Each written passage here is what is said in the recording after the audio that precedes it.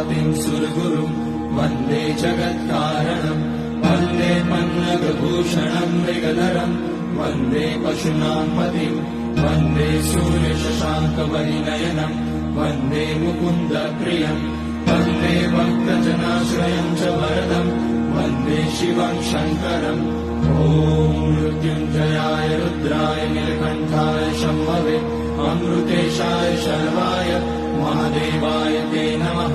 नमस्तेऽस्तु भगवन् विश्वेश्वराय महादेवाय त्र्यम्बकाय त्रिपुरान्तकाय त्रिकाग्निकालाय कालाग्निरुद्राय नीलकण्ठाय मृत्युञ्जयाय सर्वेश्वराय सदाशिवाय श्रीमान् महादेवाय नमः।